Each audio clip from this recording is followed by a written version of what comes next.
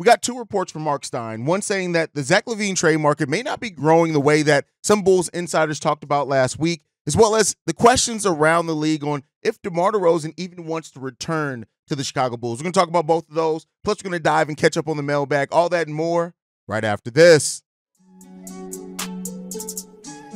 You are now tuned in to Chicago Bulls Central, your number one place for all Chicago Bulls news and content.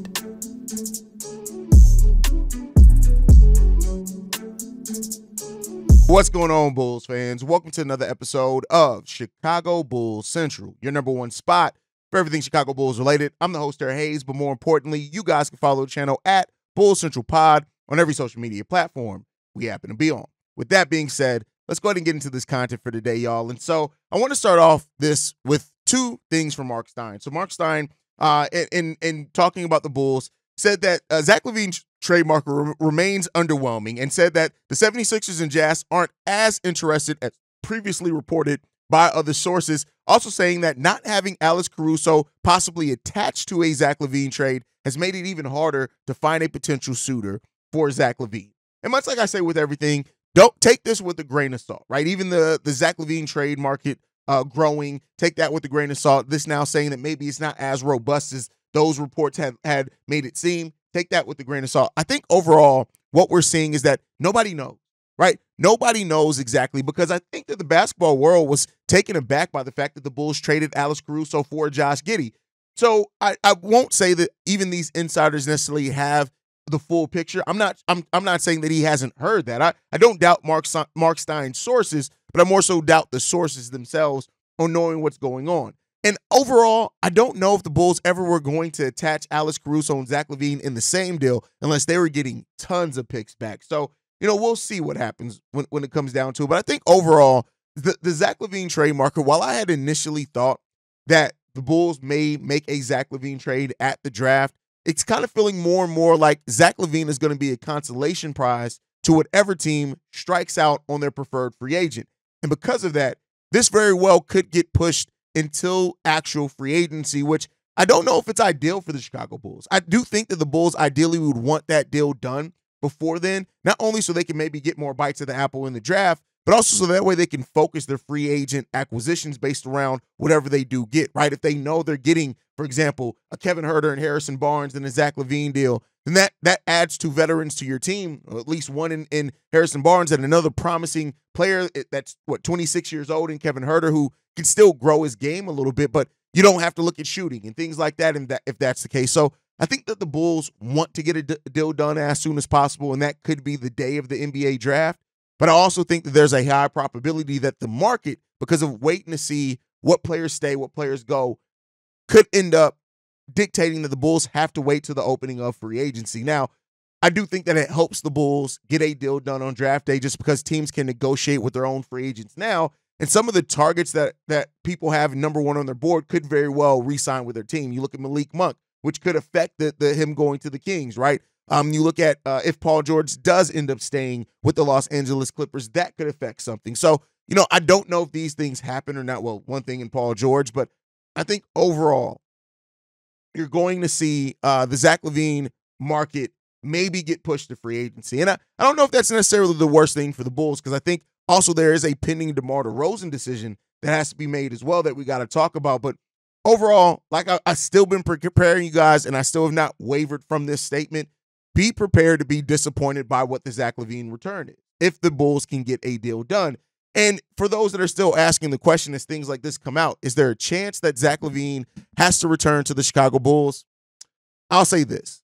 While I initially thought no, because I did think that the Bulls were going to pull the trigger on whatever they felt the best deal is, if the Bulls are in a place where they are sitting back and just hoping and waiting, and maybe even become a little bit desperate to get an additional bite at any type of pick in the 2025 draft that they know they're going to have for sure, since they don't know they're going to have their own, I do think that there is a chance that Zach LaVine could be on the opening roster. I still give it about a less than 10% chance, but I do think that there is a chance that Zach LaVine is still a Chicago Bull by the start of the season.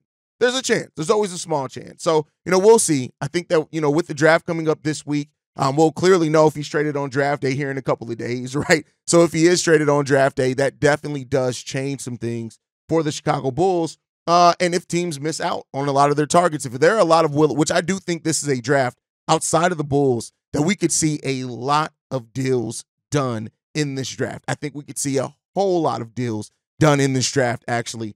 And so depending on how the dust settles on that, right, we could get a Zach LaVine trade maybe the day after the draft, right? Whereas you can still move before they officially sign their contracts. You can still move the draft picks you just did. That's another key thing in this, right? If the Bulls are going to get any player ending this draft out of a trade or even the pick, you have to basically get it done either on draft day or the day after. Because once rookies start signing their contracts, which I guess you could delay it if you feel like you're going to move them in some deals, you can't trade them until the midway through the season. So we'll see what happens there. But overall, just wanted to give that update. We try to stay as up to date as we can on the news and rumors around here. But the Zach LaVine one is one that's so fluid. It goes all over the place every single day. It's a different outcome. We'll see what happens. But in this same time, Marc Stein actually raised a question about DeMar DeRozan, one that we actually got raised on our mailbag, I believe on Saturday's mailbag. If not, it was Sunday's mailbag. But he said this: one of the loudest questions bouncing around the league at the minute is this: will DeRozan be more available in free agency than expected now that the marketplace officially opens on June 30th, 6 p.m. Eastern? Will DeMar DeRozan even want to return to the Chicago Bulls? And that's a fair question, because one thing, no matter if you're positive or negative on the Josh Giddy trade or Josh Giddy as a player, the trade itself is a different thing. One thing's for sure: Josh Giddy and DeMar DeRozan don't fit on the same roster. They really don't. Not in the same starting lineup, not playing several minutes together. Both like to slash, both like to play on the ball, both can't shoot, right? So if you're looking at any type of realistic NBA-type spacing, it gets difficult if you have DeMar DeRozan and Josh Giddy on the same team. Well, on the same lineup. So I do think that it's a fair question to ask, is this move kind of an indication on how the Bulls feel about DeMar DeRozan? Now, I'll say this, is that there's so much up in air about this roster. We could very well see a trade a la a Zach LaVine trade to where maybe if you get a Kevin Huerter, then you're looking at three-point shooting. Even Harrison Barnes, a solid three-point shooter, then maybe you have enough. And you're looking at, all right, well, we're going to run it with this. But I think ultimately it comes down to this. You moved off Alex Caruso for a young 21-year-old player with 1 year left on his deal that doesn't seemingly fit next to DeMar DeRozan and seems like it's indicating that your roster is about to go to a place of going younger and maybe even being bad in a case. And so offering a huge contract to DeMar DeRozan doesn't seem like it fits that scenario. Again, I'm going off what we have available right now. Something could happen today. Something could happen tomorrow that completely changes that. But if the Bulls are going younger, DeMar DeRozan staying on this roster in the twilight of his career, where he would theoretically be wanting to try to compete for a title, may seem like that doesn't mesh, right? But, weirder things have happened. And maybe the Bulls are hoping that they get a deal done enough that keeps them competitive enough. Or they feel confident in whoever they feel like they're drafting. This is why you may hear a lot of rumors of the Bulls drafting players with high floors that can actually help the Bulls compete right now. Those type of things could change the outlook of it. But I think that it does raise some reasonable questions for those that are looking at it from an analytical standpoint of, all right, what sense does it make to offer DeMar DeRozan a 3-4-year deal worth upwards of $40 million or whatever it's worth for a team that's clearly not going to win right now? Now, I know that people are going to talk about keeping a veteran around. And if you want a veteran in DeMar DeRozan because he mentors the young guys and he does this, he does that. And I'm not saying he's not a mentor for the young guys, especially personally, but let's not act like the development of these players have dictated. Like Kobe developed in a year he didn't go play with DeMar. The year that Ayo Dosunmu did go practice with DeMar was the worst year of his NBA career. The year he didn't stay in Chicago and work with our own player development department, it was his best year, right? So I don't know if DeMar DeRozan is there for the development of – you can be a mentor but not help players develop. And that's the thing that the Bulls have to ask themselves. Is having DeMar DeRozan such a plus? I'm not here to answer that myself. I don't know. I'm not in the practices. I'm not in the locker room. For all I know, DeMar DeRozan is working on jump shots every day with Ayo Dosunmu. I have no idea, right? But so you have to ask that reasonable question. And I think that it's fair to look at where we are now and say or question if this fits with DeMar DeRozan still being on this team long term. There's enough reason to question that. And we'll see what comes about it. We'll see. yeah, not that I have a either positive or negative outlook or view on it, but I do think this is something that could go left or could go right. We got to see how the front office ends up playing this, but we'll see. But with that said, let's go ahead and get into the voicemail bags for today. This one's from Matt. Yo, Haize, what's up? It's Matt from Waukegan again. It's been 24 hours since the trade. I called you yesterday absolutely tweaking out. People at work after I hung up the phone on your voicemail line were asking if I was okay, to be honest, when they seen me come back. I was in shambles. But, went home, indulged a little bit outdoors in the nice weather as the sun was going down, pondered on my decisions and my thoughts. And, I kind of came to the conclusion, kind of how I left off the voicemail yesterday after the trade. I do feel like they set the direction. It might be full tank city. We're going to see kind of how it goes. Don't re-sign DeMar, get rid of Zach. Who fucking knows about Vooch? I don't even know. But, I just kind of wanted to get your thoughts again. Now that I think on it, it does feel similar to the Jimmy trade. A lot of people look back on that Jimmy trade and they think we lost it. And I don't blame them for it, I guess. You see what Jimmy did in Minnesota and, you've seen what he did in Miami, obviously. And you kind of just, in the Sixers, and you look at him and you're like, that guy's a winner. Like, why would we get rid of him for what we did? You kind of always got to put in perspective, like, that guy wanted out, or that guy couldn't have been that winner here. He needed a different location to really blossom into that guy. We all knew who Jimmy was, but was it really going to get to the level where he's taking the team to the finals solo like he's doing on the Heat here? Probably not. And it kind of feels like that's what this is. When you look at it in the eggshell, Caruso's better. He contributes to winning more, probably. But you get a young player in Josh Giddy, kind of like how you got Zach LaVine for Jimmy. And you see how if you mold him the right way and you help him grow at 21 years old, kind of like how you helped Zach off the ACL, he really could turn into the star. Maybe we needed the draft compensation. I still think that would have been nice. Of course, probably like everyone else. But you do kind of see the route, and it kind of almost sets up the draft. So the question is, now that you've sat on it, what do you think after I called bugging out yesterday? And, if we are going to that rebuild or whatever, now I almost feel like our draft is a little more, we kind of have some maybe direction. Maybe we go that guard/bigger forward route, or we get that center.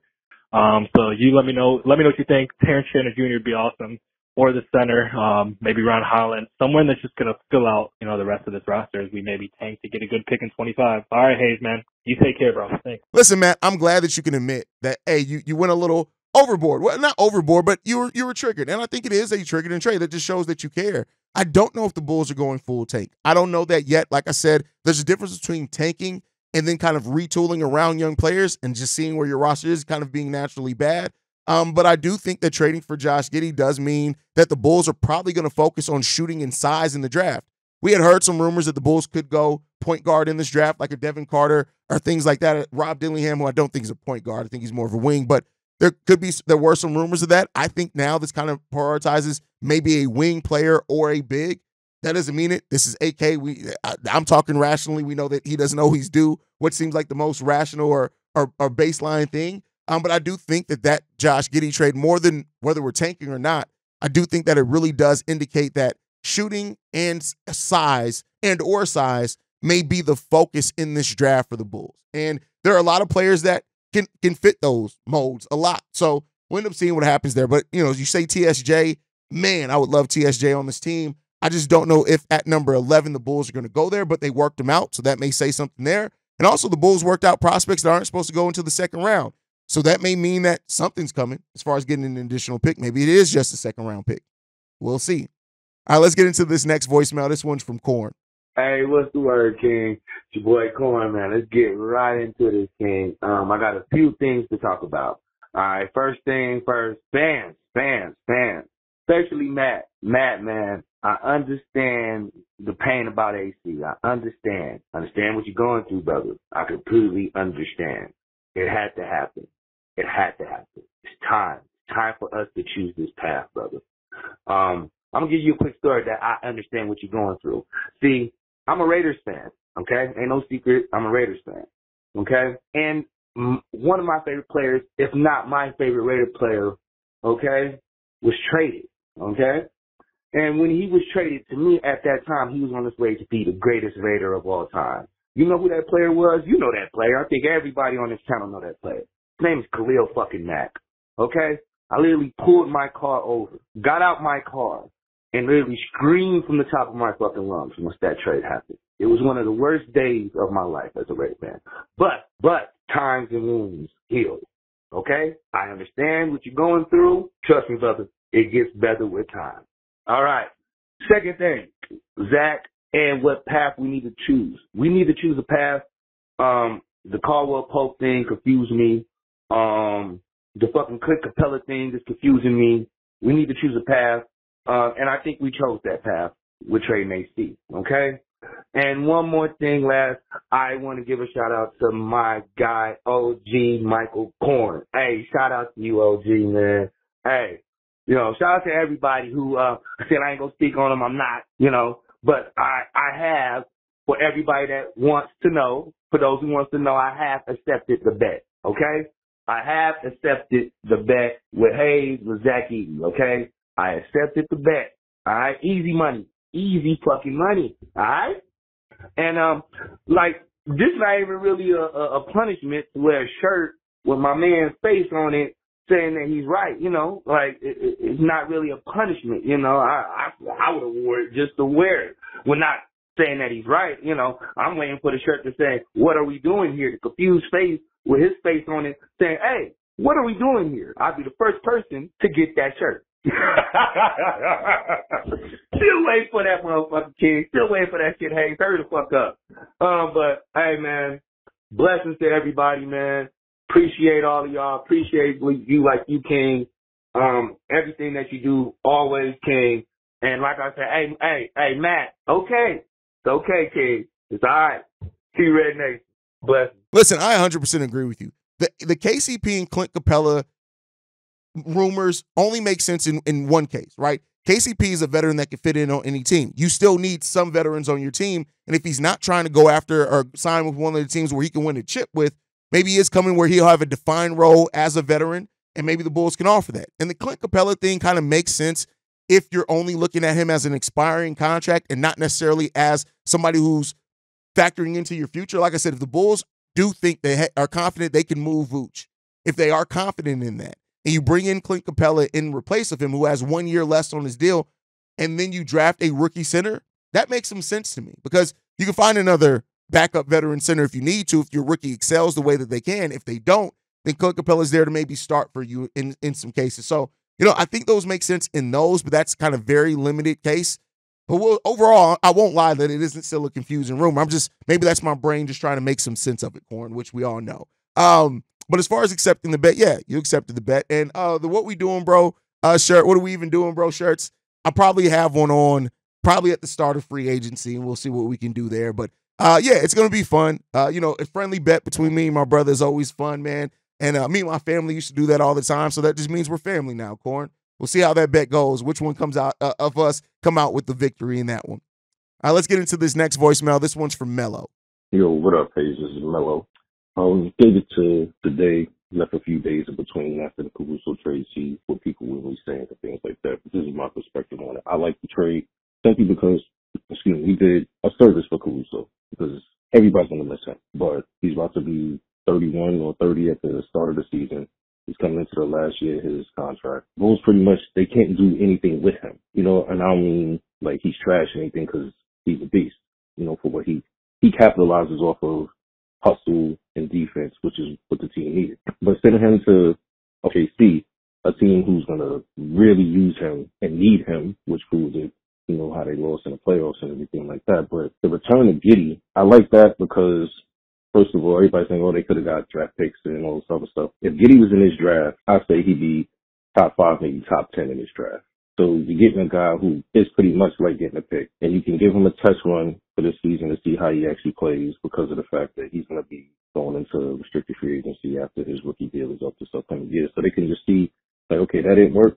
All right, cool. He comes off, and then they can do whatever they choose to do. But the next thing for me is how they're going to be moving Zach. Now, Zach's situation, out of all the trades that I've seen out there, and I think you and Pat spoke about it, trade for sending him to Utah, to me, is the best option. Whether they get that, because they get back Collins, and then either Sexton or Clarkson, whatever the case may be. I actually like that deal better than the one from Sacramento where they're getting Herter and Harrison Barnes, because it's Sexton and Collins or Collins and Clarkson, they're still getting younger. And I think Collins will be huge. I don't know what they're going to do with P. Will. I'm not going to say huge. I mean, backtrack. I think he would really be good for the team because we don't have any athletic bigs that can just get up there and catch a lob or anything like that, especially with Drummond even.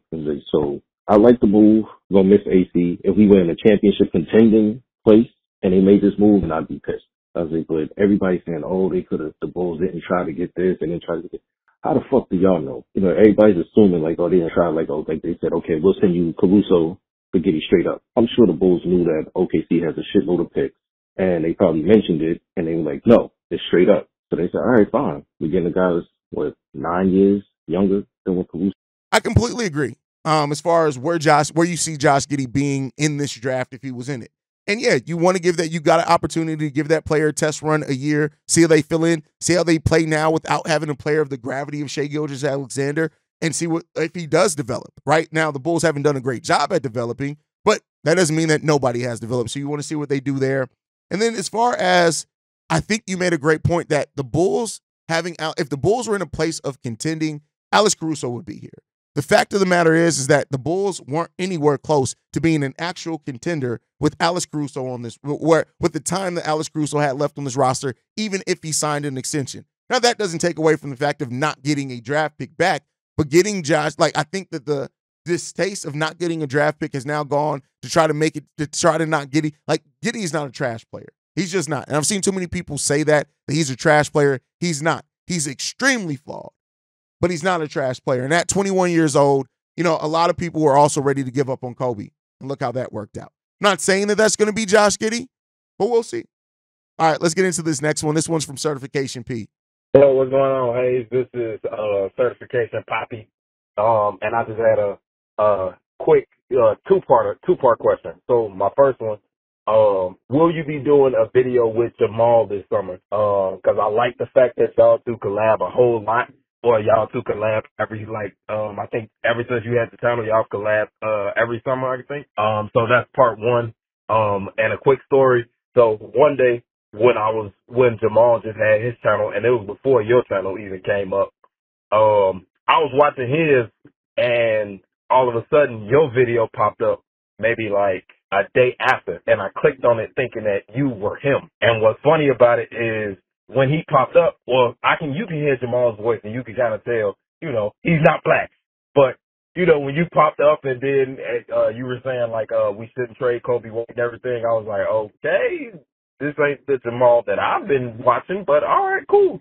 I'm gonna just watch it then. So that was a little funny to me.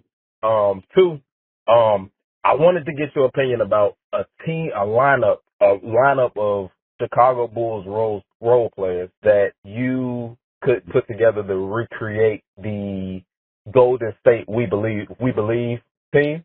Yeah, the We Believe team with Golden State that had Stack and Matt Barnes and all those guys on that team.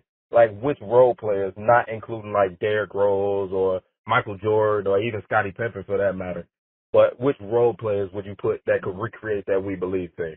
Either way, just wanted to get your thoughts on that. As far as the good Josh Giddy trade, at first I was a little pissed off about it, but after thinking about it and after putting it together, I was more so pissed off that there were no picks involved, at least second round picks at the very least. But, it comes and it goes, so you can't be too upset about everything. So, but, yeah, that's it. That's all the questions I got. Appreciate the channel. Appreciate you. Keep doing your thing. All right, peace. Collab with Jamal. You know what? It's funny because you've mentioned that, and I have actually done an episode with Jamal every summer since I started the show, and it wasn't even by design. It's not like I go into the summer and let me get that Jamal collab. But that's kind of the time. Me and him are both busy people, and we both post daily, and we both have Bulls channels and NBA channels, as well as me having a Bears channel. So I try to be that's why you see more guests in the summer than during the regular season, because I record these episodes for a peek behind the curtain sometimes at 5 o'clock in the morning, right? And it's hard to have a guest on at that time. So, I'll probably link up with Jamal at some point for sure. Now, as far as your question, and I love when I get voicemails that aren't topical as far as just what's going on. Role players that can simulate the We Believe Warriors. Here's what I got. Kirk, Zach LaVine, Luol Deng, Bobby Portis, Joakim Noah as your starting five. Taj, Nate Robinson, and Alex Caruso as your three players coming off the bench. I like that lineup. I think that's full of defense with some players, a nice balance of offense and defense with the players that you have on the roster. Hart with Nate Robinson. Didn't use any of the start like Michael Jordan, Scottie Pippen, Dennis Rodman, none of those guys. Maybe I cheated a little bit using Joakim Noah, but it is what it is there. And then having Taj there who can play 4 or play some small ball 5, I think works for you. Nate Robinson, we already know what he was for that season with the Bulls. And then you got Alex Caruso. I like that lineup. Let me know what you guys think. All right, let's get into this last voicemail. This one's from Vaughn. What's up, Haize? This is Vaughn. So I see we got rid of Caruso and we got Josh Giddy. The thing that I'm seeing that I want to address about this trade is mostly the fans. And I'm obviously a huge Bulls fan, and I love all the fans and all that stuff. But I feel like the hardest thing for casual fans is to have foresight and patience to see how everything pays off in the end. Like, the same people that are crying about this trade would have been crying about losing Caruso for nothing next year. So it doesn't make much sense on how mad people are. I can get being upset, but like the overall anger that I'm seeing is just not warranted. Don't get me wrong, I would have wanted a couple picks as well. I would have took a couple seconds or a second or something. You feel me? But let's at least give Josh Giddy a chance before, and also see what other moves come after this before everybody starts running with pitchforks and shit. Like that's just fried. And it's like we do this with every single player almost. Like the same people that ran Kobe out of town, the same people that ran Laurie out of town, and then once Laurie marketing started doing good, they was mad at the front office. Like y'all was the same ones that was complaining. So it's just like sometimes the fan base can be so insufferable. And I'm sure the Bulls aren't the only fan base that does this, but that's the one I'm focused on because that's what I'm a fan of. And I get that we didn't get any first round picks or anything, but what I was hearing from watching videos and stuff is that there wasn't no picks offered for 2025. All the picks were from 2024. And people saying, well, it could have been top 10. They didn't know it was top 10. And then even if it was, y'all the same ones complaining that this draft is weak. So it's like, what do you want? Like, it's so many contradictory statements that it doesn't make sense. And that's why I just come to the conclusion that overall you just have to wait to see how things pay off and stop complaining. Stop always complaining and running Twitter. You just make the whole fan base look bitchy and just mad all the time. And I'm just tired of that. So let's just see how this pays off and let's see what other moves are made. And then we can come to a conclusion when things are done. That's how you be a fan. That's how you look at things in life, in basketball, and everything logically. That's just my thoughts, but let me know what you think. Fans not having patience and vision is something that every fan base goes through, as you said, and it's loud, especially when you don't trust your front office. I think that's what we see a lot from Bulls fans right now, is that there's no trust in the front office or ownership to get it right. The same people that, like you said, talked about Kobe White and one almost ran Kobe White out of there saying that the Bulls should have traded him are now the same people that like knock a player like Josh Giddy, who is flawed. But I'll tell you what, Josh Giddy has shown more in not last season, the season before. And even people kind of harping on, well, he wasn't playable in the playoffs. I've said before, I hate when people just use playoff production and try to act like there's 82 games before you get to the playoffs. 82 of them. And that matters. And we've seen terrible players be on championship teams. It's about how you build a roster to overcome the flaws of certain players that you have and how people develop. And at 21 years old, you can't really talk about how a player is, or make the decision that a player isn't going to develop. Now, him ever being a volume three-point shooter doesn't seem like it's going to be there. But, we'll see what he can do. And ultimately, I just think that, like I said, a lot of the discourse from fans comes from the distrust in the Chicago Bulls organization, and I can't knock that. Fans don't trust the Bulls organization right now because of where we've been for the last few years. Now, as far as Alex Caruso trade not being offered any picks in 2025, I think that's a key. It came out that no picks that the Bulls were offered were in 2025, and even the top 10 pick, the Bulls didn't know if it was top 10 when that trade was made because it was at the deadline, and who's to say that that pick would have even stayed being in the top 10 if that team traded for Alex Caruso? They probably would have been better. Now, there is a conversation to be made that having multiple picks, regardless of where they are, help you move up if that's something that you want to do, and there is a conversation to be made with that. But I think ultimately, The Bulls, yes, they struck late yet again. They maybe didn't get as much as what they were offered at one point. But now, you got to forge forward, see what it's going to be. And hopefully, the vision becomes a little bit more clear and we start winning games more here sooner rather than later. But guys, thank you so much for tuning in. Make sure you guys are following the show at Bull Central Pod. You can send us any feedback, questions, comments, concerns, bullcentralpod@gmail.com. Lastly, if you want to leave a text message and our voicemail for the mailbag, the number to do so, 773-270-2799. We're the number one spot for everything Chicago Bulls related, thanks to you guys. And like I like to end every episode on, go Bulls. Love you guys. See red if you can, y'all. Peace. This has been a presentation of the Break Media.